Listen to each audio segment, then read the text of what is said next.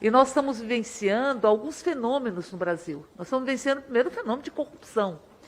Alguns que queiram dizer que não há corrupção no governo, em verdade tentam repetir uma inverdade como se fosse correspondesse aos fatos. Verba de gabinete não pertence ao parlamentar. Salário de funcionários não pertence ao parlamentar, pois como não, aqui deputada, nós temos o presidente ou o filho do presidente da República deputada. e o próprio presidente acusados. Deputada. Por isso nós somos favoráveis. Narrativas e, como disse o deputado José Medeiros recentemente, uma coisa que esses caras são bons é em narrativa. Eles devem ter aprendido com Goebbels, aquela tática de uma mentira contada 1000 vezes torna-se verdade. Mas não é verdade. Uma mentira contada 1000 vezes continua mentira. Continua sendo mentira. Só que, obviamente, eles são insistentes. Sabem que hoje também eles têm o apreço da velha imprensa, que é contra o governo, está em abstinência, e alimentam a velha imprensa com essas narrativas. Mas, assim, é engraçado ver aqui deputados do PT enchendo a boca para falar de combate à corrupção.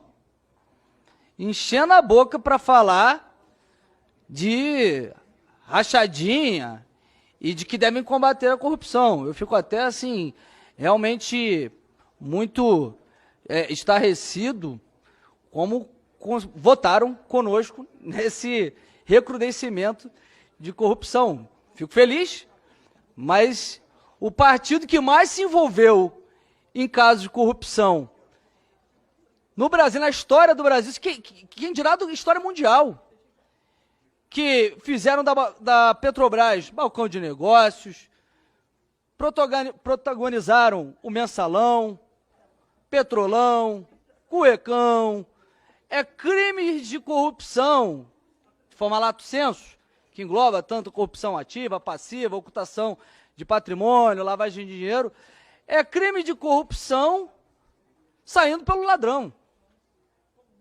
com diversos membros do partido respondendo na justiça e muitas vezes eles tratando esses membros do partido como companheiros, como heróis de luta, até que eles comecem a delatar, como fez Palocci, e aí se torna um traidor, um mentiroso. Mas o que nós vimos em quase 15 anos de governo do PT, assim, chega a ser irônico que tem uma cara de pau de vir aqui atacar o governo Bolsonaro e falando com narrativa tão besta que não engana nem criança. De vacina. Vacina. Não foi gasto R$1 de vacina do caso da Covaxin. Não foi gasto R$1. Criou-se uma narrativa na CPI de que o valor que estava sendo ofertado, ele era mas o valor que ele era comercializado para o Brasil deveria ser outro, mas na verdade a Covaxin demonstrou que o valor para o mundo inteiro era o mesmo que foi ofertado para o Brasil. Foi o mesmo valor. Ainda assim, não comprou-se R$1 de vacina naquela época, desse valor que tinha sido ofertado. Mas já criou essa narrativa. Tem que investigar a corrupção. Que corrupção se não teve R$1 que foi gasto? Que tem que investigar é tudo o que o ladrão de 9 dedos, o maior corrupto da história do país, fez com o Brasil.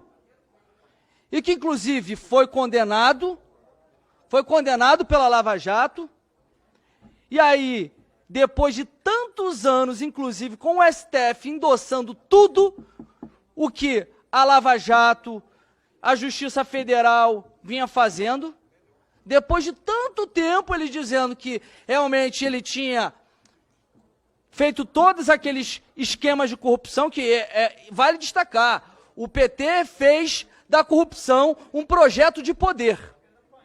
Tudo para locupletar-se, encher seus bolsos e ainda fazer caixa para o partido para disputar eleições. Depois de tanto tempo em que o STF endossou tudo isso, magicamente, Fachin decide que há um erro processual Ah, é um erro processual. Não, a 13ª Vara de Curitiba, ela não poderia estar julgando isso sozinha, porque os crimes ocorreram em diversos cantos do país e, por isso, não podem ser julgados apenas na 13ª Vara Federal de Curitiba.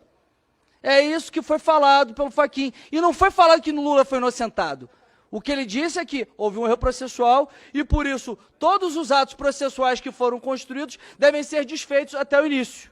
E aí começa todo o julgamento novamente. E aí a gente sabe como é a nossa justiça morosa, a gente sabe como muitas vezes o que pode acontecer quando leva muito tempo, prescrição de crimes, mas os crimes ainda permanecem, continuam.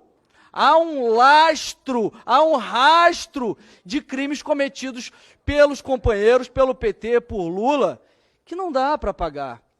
Ele pode ter tido aí um malabarismo, um contorcionismo para poder torná-lo elegível. Mas todos os crimes cometidos por ele estão aí. E todos nós sabemos que ele cometeu. Aquela velha máxima. Tem focinho de porco, rabo de porco, pata de porco. Mas não pode chamar de porco? Porco corrupto. Foi o maior ladrão desse país. E ainda querem colocá-lo como se estivesse aí, sendo preferido nas pesquisas pela população. Vai no Nordeste, não tem nem meia dúzia de rato vermelho para recebê-lo. Ninguém. E o presidente Bolsonaro sendo ovacionado. É como o deputado Zé Medeiros falou aqui esses dias. Nós sabemos o que vocês fizeram no verão passado. Aliás, nos verões passados. Muita coisa mesmo. Dentro da cueca, seis mensalão, petrolão, nossos recursos que foram enviados para as ditaduras do Foro de São Paulo, para países, as maiores obras do PT. Quais foram as maiores obras do PT? Estão lá em Caracas, na Venezuela, está lá em Cuba, está na Argentina, todos os países que tinham presidentes que eram do Foro de São Paulo.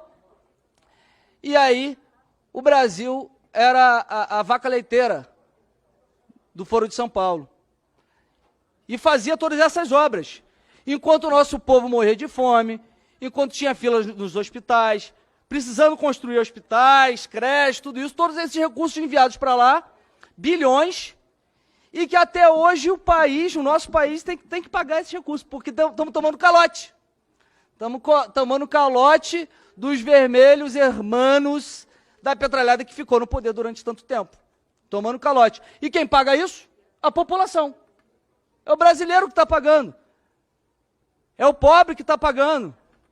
E aí vem aqui com essa cara deslavada de que tem que combater a corrupção, rachadinha. Pelo amor de Deus, olha o rabo de vocês. Olha o que vocês fizeram com o país. Entregaram o país aos destroços. Destroços. E obviamente que ninguém queria que o Brasil fosse destroçado moralmente, financeiramente, da forma que foi feito. Mas isso acaba sendo um divisor de águas. O brasileiro não quer mais que voltem os períodos em que a Petrobras era um local onde se negociava, fazendo da Petrobras a nossa maior estatal um balcão de negócios. Não quer que volte ao período em que nossos recursos eram enviados para esses países. Não quer que volte ao período em que havia compra de deputados para estar votando, como havia com o mensalão. A corrupção era endêmica na época do PT. A deputada Gleisi Hoffmann, esses dias, disse que a corrupção no governo PT ela não era sistemática, não, ela era endêmica. Era endêmica. O que acontecia com o Brasil, nós estávamos com o horizonte perdido. Ninguém imaginava como isso iria terminar. E graças a Deus, o PT acabou se lambuzando na própria corrupção. É aquela coisa, né? Criança, quando come melado, quando come, se lambuza. Se lambuzou. E chegamos onde chegamos. E hoje nós temos um presidente que, ainda que apanhe da grande imprensa, porque secou a teta, secou a fonte desses caras. Presidente que apanha rotineiramente desse pessoal que torce pelo quanto pior, melhor, vamos acabar com o Brasil mesmo, torcendo pelas mortes, aplaudindo e tal, querendo que o Brasil entre em colapso, porque não tem projeto de país, não tem projeto de nação, tem projeto de poder, eles querem retornar ao poder. Ainda assim, o presidente está trabalhando exaustivamente pela população, comprando vacina, dando auxílio emergencial, turbinou o Bolsa Família, as obras no Nordeste que estão sendo feitas com Tarcísio, todas as entregas do ministro Rogério Marinho, tudo isso nos faz entender que nós estamos no melhor caminho que o Brasil poderia estar, ainda que todos estejam torcendo contra. Mas o presidente Bolsonaro, ainda que essas pesquisas fraudulentas digam aí, nós vemos pelas ruas como ele é ovacionado, a população aplaude seu trabalho e